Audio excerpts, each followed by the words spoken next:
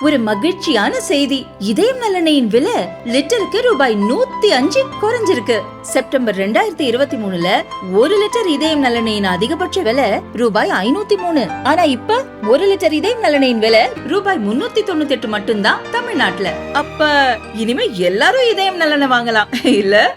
தமிழக cable TV operator பொதுநல சங்கத்தின் மாநில பொதுக்குழு கூட்டம் திருச்சியிலே நடைபெற்றுக் கொண்டிருக்கின்றது. ஒரு முக்கிய தீர்மானங்களாக 3 தீர்மானங்களை நிறைவேற்றியிருக்கின்றோம். அதில் முதல் தீர்மானம் என்பது தமிழ்நாடு அரசு கேபிள் டிவி கார்ப்பரேஷன் தற்பொழுது ஒரு 2 லட்சம் புதிய பாக்ஸுகளை மந்த்ரா நிறுவனத்திடமிருந்து ஒரு ஒப்பந்தம் போடப்பட்டு வாடகைக்கு ஒப்பந்தம் போட்டதாக சொல்கிறார்கள். மாதம் 30 ரூபாய் கட்டணம் என்று வாடகை என்று.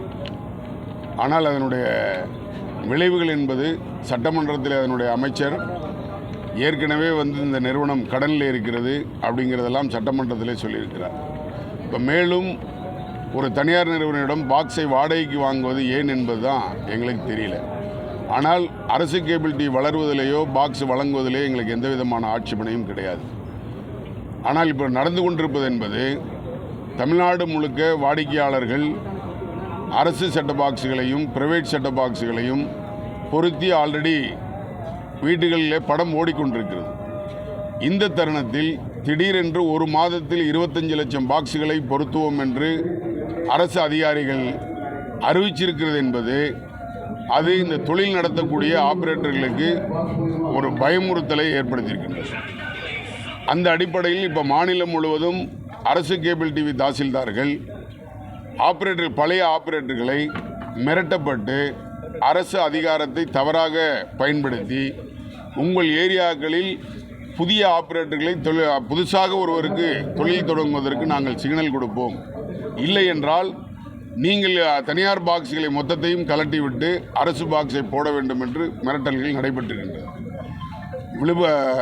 வடசென்னை, திருப்பூர், அரியலூர் போன்ற மாவட்டங்களில் புதிதானவர்களுக்கும் அரசியல் சார்ந்த சமூக பிரச்சனைகளுக்கு உரியவர்களாக புதியவர்களுக்கு அரசு சிக்னல் கொடுக்கப்பட்டிருக்கிறது.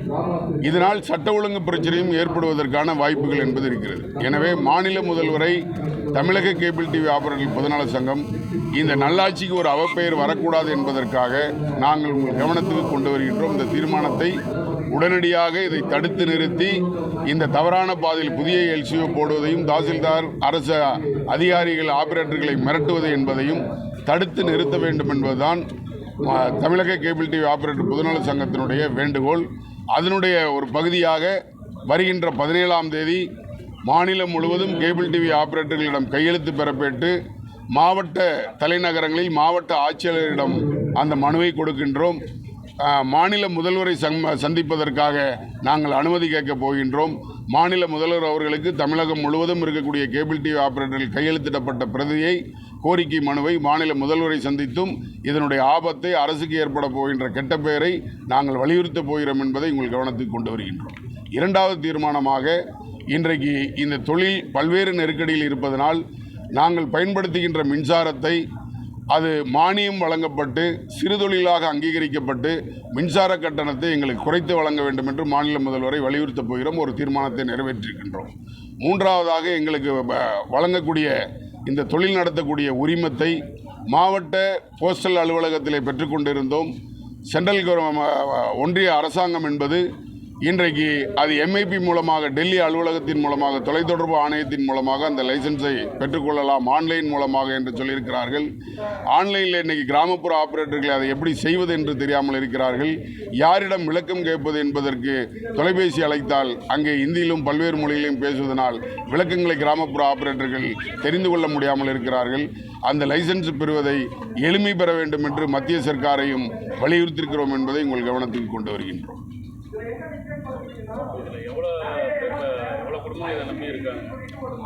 தமிழகத்தில் மட்டும் 25,000 27,000 கேபிள் டிவி ஆபரேட்டர்கள் இந்த தொழிலை நடத்தி வருகின்றோம்.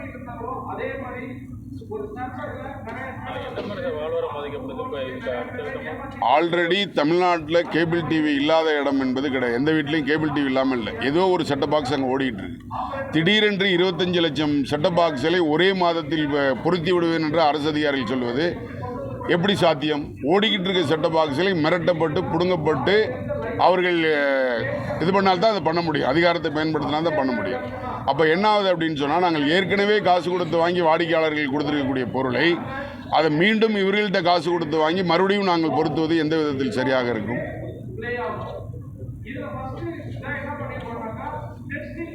அதுதான் நாங்கள் தீர்மானம் நிறைவேற்றோம்.